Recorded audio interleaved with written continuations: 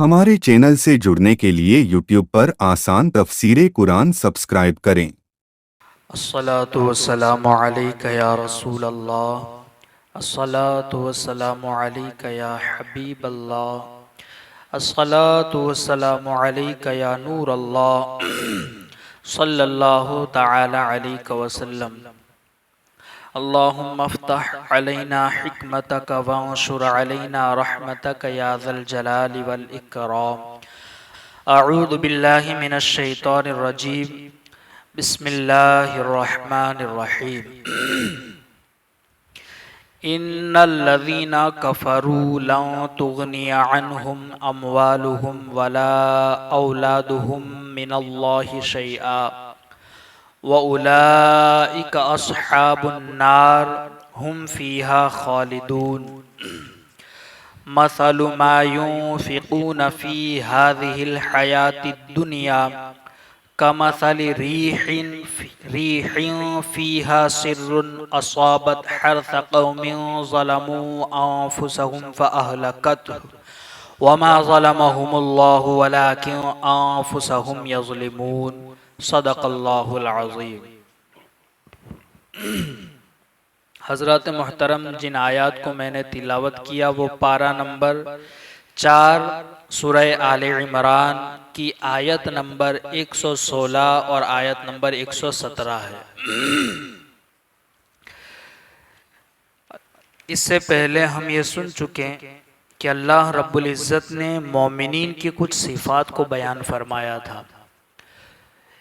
उससे पहले अल्लाह रब्बुल इज़्ज़त ने कुफ़ार के अहवाल बयान फरमाए और उनका अंजाम बयान फरमाया। फिर मोमिनीन की कुछ सिफ़तों को बयान फरमाया। अब फिर यहाँ इन आयतों के अंदर अल्लाह रब्बुल इज़्ज़त ने फिर कुफ़ार के अहवाल और उन पर या उनके ऊपर जो की जाने वाली वईदों का जिक्र फरमाया। अल्लाह रब्बुल इज़्ज़त इरशाद फरमाता है, इन्नल्लज़ीना कफ़रू लन तुग़निया अन्हुम अम्वालुहुम वला औलादुहुम मिनल्लाहि शैआ।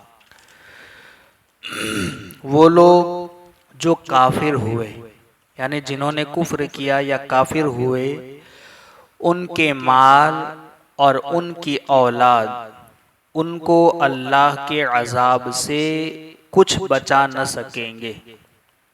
यानी काफिरों का माल भी और उनकी औलाद भी अल्लाह के अज़ाब से उनको बचा नहीं सकती।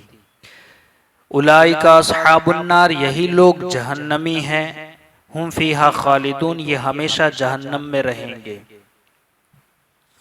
ये इसका तर्जमा है। यहाँ पर बिलखुसूस अल्लाह रब्बुल इज़्ज़त ने माल और औलाद का जिक्र क्यों फरमाया कि काफिरों को उनका माल और काफिरों को उनकी औलाद अल्लाह के अज़ाब से कुछ न बचा सकेंगे।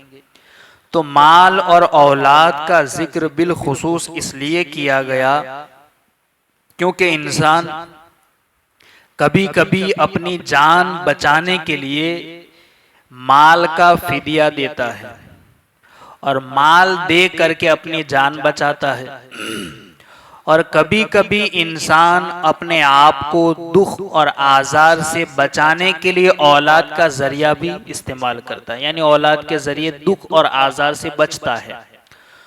तो इसलिए अल्लाह रब्बुल इज़्ज़त ने यहाँ बिलखुसूस माल और औलाद का जिक्र फरमाकर कहा कि न तुम्हें माल बचा सकता है न तुम्हें औलाद बचा सकती है। अल्लाह के अज़ाब से तुम्हें माल और औलाद नहीं बचा सकती। उनके माल और उनकी औलाद को अल्लाह के अज़ाब से, उनके माल और उनकी औलाद अल्लाह के अज़ाब से, उनको अल्लाह के अज़ाब से कुछ बचा न सकेंगे। इसका शान नुज़ूल ये है, यानी ये आयत नाजिल क्यों हुई। नुज़ूल यानी इसके नाजिल होने का सबब ये बयान किया गया कि बनी कुरैज़ा ये कबीला है और बनी नज़ीर कि इनके हवाले से ये आयत नाजिल हुई कि यहूदी सरदारों ने मालो दौलत की खातिर सरकार आली वक़ार मदीने के ताजदार सल्लल्लाहु अलैहि वसल्लम के साथ दुश्मनी की थी। किस वजह से? माल की वजह से। यहूदी सरदारों ने माल और दौलत की वजह से सरकार दो आलम सल्लल्लाहु अलैहि वसल्लम से दुश्मनी की थी। तो अल्लाह ताला ने इस आयत में इरशाद फरमाया कि उनके मालो औलाद उनके कुछ काम ना आएंगे। ये सरकार अक़दस सल्लल्लाहु अलैहि वसल्लम की दुश्मनी में नाहक अपनी आक़िबत बर्बाद कर रहे हैं। इस आयत में उन्हें आगाह किया गया कि जिस माल की वजह से तुम सरकार से दुश्मनी कर रहे हो, तो ये तो ऐसा है कि तुम अपने आप अपनी आखिरत को बर्बाद कर रहे हो, क्योंकि जिस माल की वजह से तुम सरकार से दुश्मनी करते हो, ये माल तुम्हें अल्लाह के अजाब से बचा न सकेगा। एक कौल ये भी है कि ये आयत मुशरिकीन कुरैश के बारे में नाजिल हुई, क्योंकि अबू जहल को अपने माल और अपनी दौलत पर बड़ा फख्र था। और एक कौल ये है कि ये तमाम कुफ्फार के मुतालिक नाजिल हुई, यानी कि दुनिया भर में जितने भी काफिर हैं उन तमाम के बारे में, कि तमाम को मुखातिब करके फरमाया जा रहा हो कि ए अहले कुफ्फार, तुम्हें तुम्हारा माल और तुम्हारी औलाद अल्लाह के अजाब से बचा न सकेंगे। अगर तुम इस ज़ौम में आकर दुनिया के अंदर नेक रास्ते में भी अपना माल खर्च कर लो, मगर ये माल खर्च करना तुम्हें अल्लाह के अजाब से बचा न सकेगा, क्योंकि नेक काम करना या नेकी करना उसके लिए शर्त है ईमान का होना।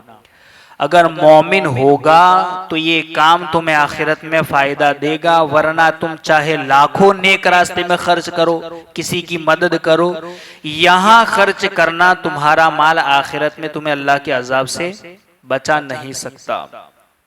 उन सब को बताया गया कि मालो औलाद में से कोई भी काम आने वाला और अजाब इलाही से बचाने वाला नहीं, सिर्फ रसूल अकरम सल्लल्लाहु अलैहि वसल्लम के दामन से वाबस्ता होना ही नजात का जरिया है।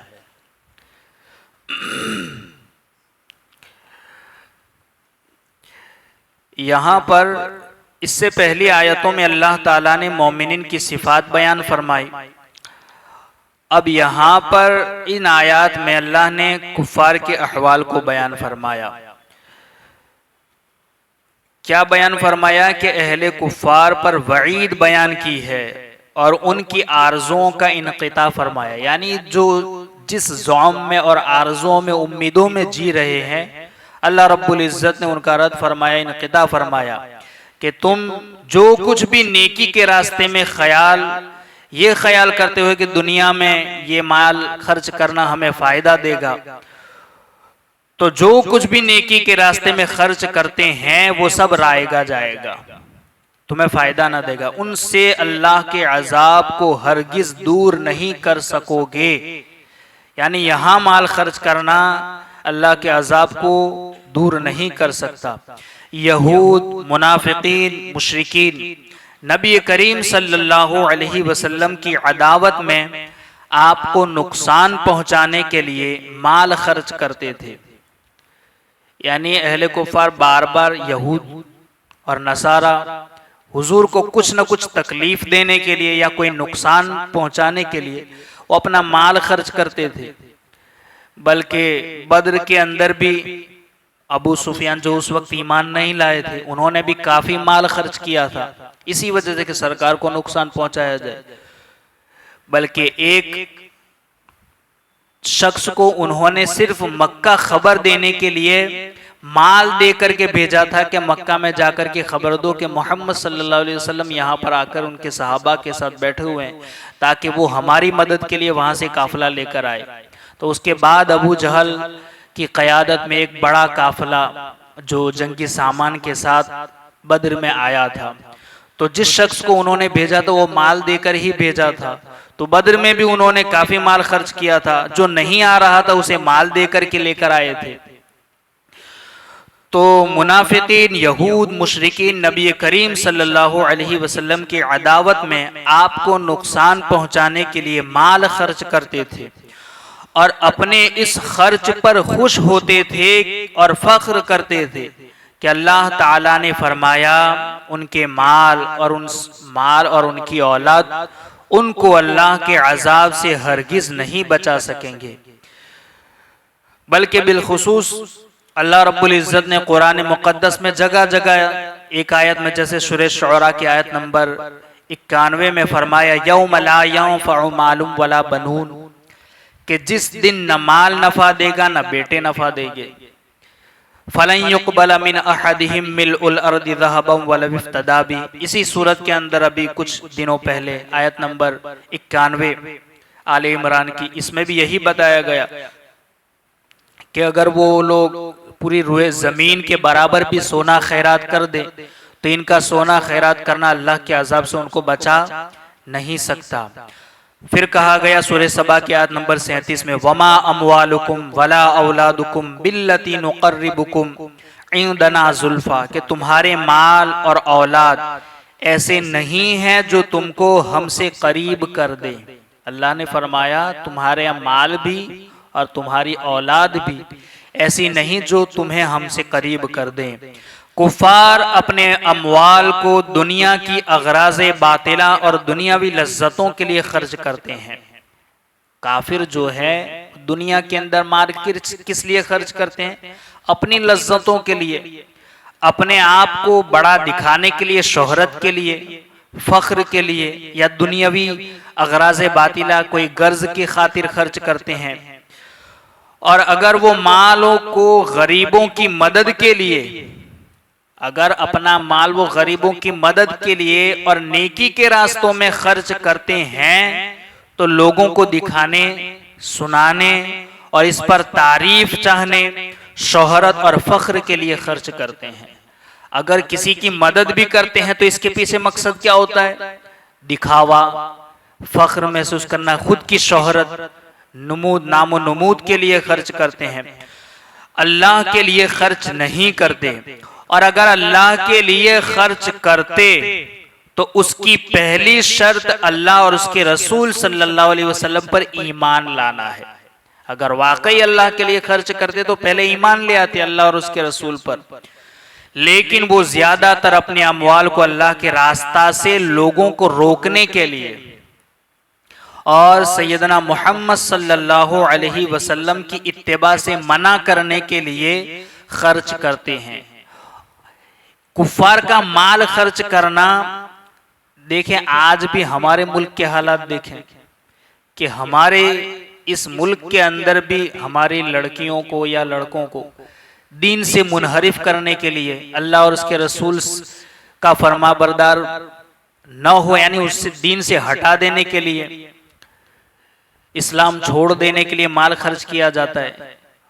बाकायदा तंजीमें निकली है कि अगर आप मुसलमान की किसी एक लड़की को या बहका कर अपने दीन में ले आए, यानी अपने मजहब में ले आए, तो तुम्हें इतने रुपए या इतने लाख दिए जाएंगे। बाकायदा इस पर तंजीमें चल रही हैं। तो अगर ये वाकई में माल खर्च करना अल्लाह के लिए या नेकी के रास्ते में होता तो सबसे पहले ईमान ले आते। मगर ये किस लिए माल खर्च करते हैं? अल्लाह से रोकने के लिए, अल्लाह की इताअत से रोकने के लिए, सरकार की इताअत से रोकने के लिए माल खर्च करते हैं।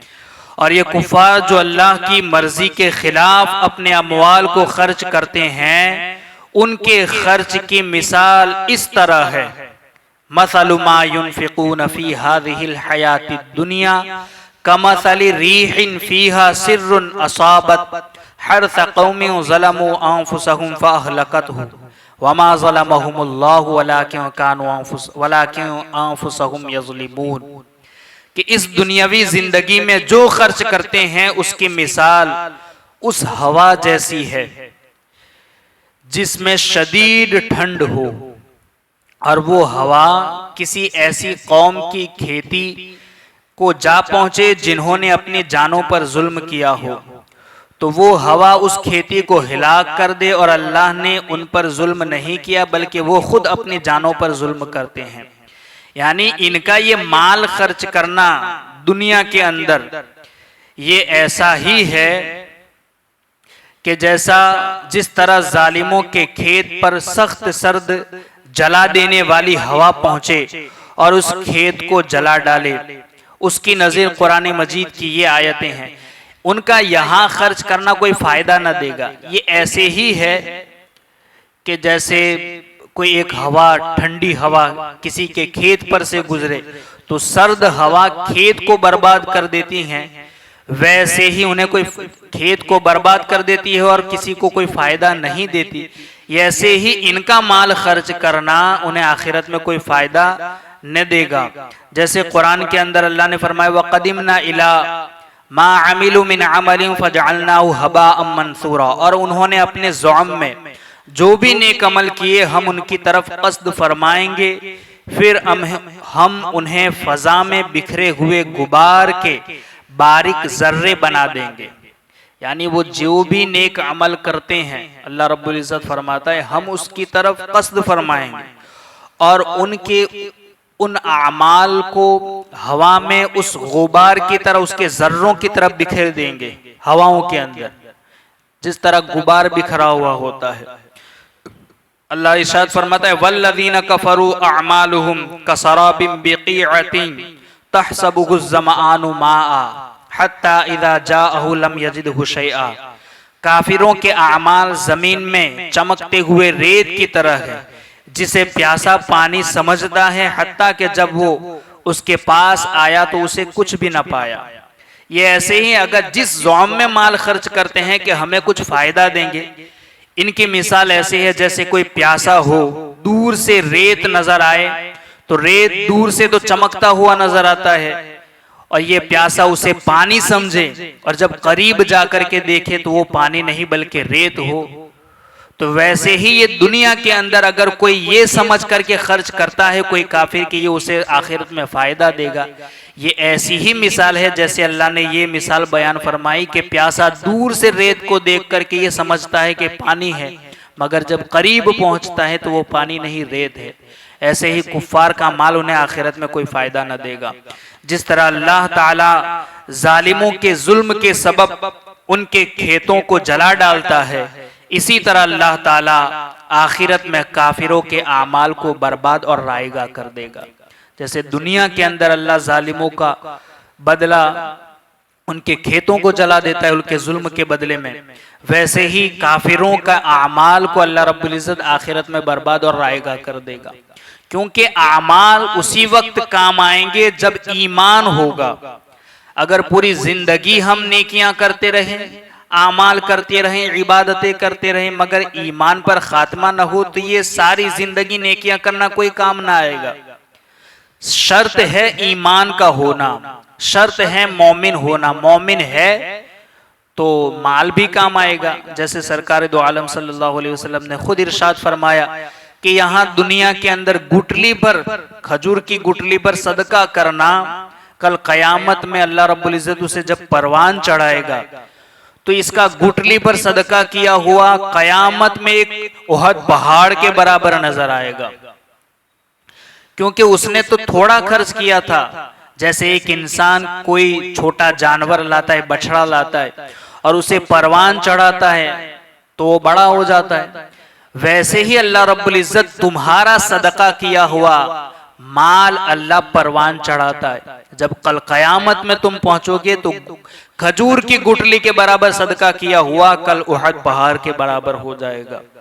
तो ये कब होगा? जब ईमान पर खात्मा होगा। ईमान होगा तो यूं माल फायदा देगा, मगर ईमान न होगा चाहे लाखों खर्च कर दो माल फायदा न देगा। जिस तरह अल्लाह ताला आखिरत में काफिरों के आमाल को बर्बाद और रायगा कर देगा और उनके आमाल को कबूल न फरमाना अल्लाह ताला का जुल्म नहीं है। और अगर कोई ये समझे कि आमाल को अल्लाह कबूल नहीं फरमाता तो ये जुल्म करता है, नहीं, उनके आमाल को कबूल न फरमाना ये अल्लाह का जुल्म नहीं, बल्कि अल्लाह ताला ने उनके बुरे आमाल की सजा दी है जो वो दुनिया में किया करते थे। कुफ्र करना, अल्लाह की नाफरमानी करना, ये जो नाफरमानियां करते थे वो उसकी सजा होगी, बल्कि उसका जुल्म नहीं होगा। उन्होंने खुद ही अपनी जानों पर जुल्म किया और ईमान के साथ ऐसे आमाल करके न लाए। शर्त तो ये थी कि ईमान ले आते और फिर आमाल करते, मगर खुद उन्होंने जुल्म किया कि ईमान के साथ ये आमाल नहीं लाए बल्कि बगैर ईमान के लाए। तो जब बगैर ईमान के लाए तो ये आमाल रायगा हो जाएंगे। आमाल उसी वक्त फायदा देंगे जब हमारा खात्मा ईमान पर हो। इसलिए बिलखुसूस ये दुआएं भी हमें करनी चाहिए कि अल्लाह हमारा खात्मा ईमान पर फरमाए। अल्लाह ताला कबूल, अगर वो ईमान के साथ लाते तो अल्लाह कबूल फरमा लेता, क्योंकि अल्लाह ताला ने ये कायदा फरमा दिया है कि वो ईमान के बगैर किसी शख्स का कोई नेक अमल कबूल नहीं फरमाता। जैसा अल्लाह ने कुरान में फरमाया, मन अमिल सालिहम मिन ज़करिन औ उन्सा व हुवा मुमिनुन फलनुहयिन्नहु हयातन तय्यबतन व लनजज़ियन्नहुम अजरहुम बिअहसनि मा कानू यअमलून। सूरह नहल की आयत नंबर 97, कि जिस मर्द या औरत ने नेक अमल किया इस हाल में कि वो मोमिन थे, यानी कोई मोमिन औरत या मोमिन मर्द ने नेक अमल किया हो तो हम उसको जरूर पाकीज़ा जिंदगी के साथ जिंदा रखेंगे और हम उनके बेहतरीन कामों का उनको जरूर अज्र अता फरमाएंगे, मगर ये कब? ईमान की शर्त के साथ। अगर ईमान न होगा तो आमाल काम ना आएंगे।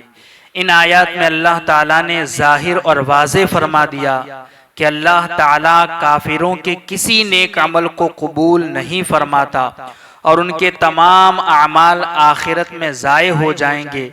नेक अमाल के मकबूल होने की शर्त ईमान है। अल्लाह ताला हमें ईमान पर सलामत रखे और ईमान पर हमारा खात्मा फरमाए। अल्लाह रब्बुल इज़्ज़त कही सुनी बातों पर हम सबको अमल की तौफीक अता फरमाए। अल्लाहुम्मा रब्बना नव्विर क़ुलूबना बिल क़ुरआन व ज़य्यिन अख़लाक़ना बिल क़ुरआन व नज्जिना मिनन नार बिल क़ुरआन व अदखिलना फिल जन्नति बिल क़ुरआन। अल्लाहुम्मा रज़ुक़ना तिलावतल क़ुरआन, अल्लाहुम्मा हदिना हिदायतल क़ुरआन, अल्लाहुम्मा रब्बना आतिना शफ़ाअतल क़ुरआन व सल्लल्लाहु तआला अला खैर खल्क़िही व नूर अर्शिही मुहम्मदिन व अला आलिही व अस्हाबिही अजमईन बिरहमतिक या अरहमर राहिमीन। ईमान कितनी बड़ी अल्लाह की नेमत है। ये तो जिनके पास नहीं उन्हें उसकी अहमियत नहीं, और हमें भी ये तो अल्लाह का करम है कि बैठे बिठाए किसी एक ईमान वाले के घर हमें पैदा फरमा दिया और हमें ये सारी चीजें मिल गई। वरना ईमान, अगर किसी की पूरी जिंदगी कुफ्र में गुजरे, कोई काफिर था, काफिर के घर पैदा हुआ, पूरी जिंदगी कुफ्र में गुजरी, मगर आखिर मरने से पहले पहले ईमान ले आया तो ये ईमान उसे जन्नत में ले जाएगा। ये सिर्फ चंद लम्हों का ईमान उसकी पूरी जिंदगी के कुफ्र को मिटा देता है। तो ये कितनी बड़ी नेमत है कि हमें बैठे बिठाए एक मुसलमान के घर पैदा हुए ईमान मिल गया। अब जो ईमान मिला है उसकी हिफाजत करनी चाहिए और इस ईमान पर रहते हुए हमें आमाल भी करने चाहिए, नेक आमाल करने चाहिए, अल्लाह की इबादत करनी चाहिए, अल्लाह को राजी करने के काम करने चाहिए। तो इस नेमत को गनीमत समझें कि हमें मिला है, तो इस पर अल्लाह का शुक्र भी अदा करें और अल्लाह हमें इस पर सलामत रखे और इस पर हमारा खात्मा फरमाए।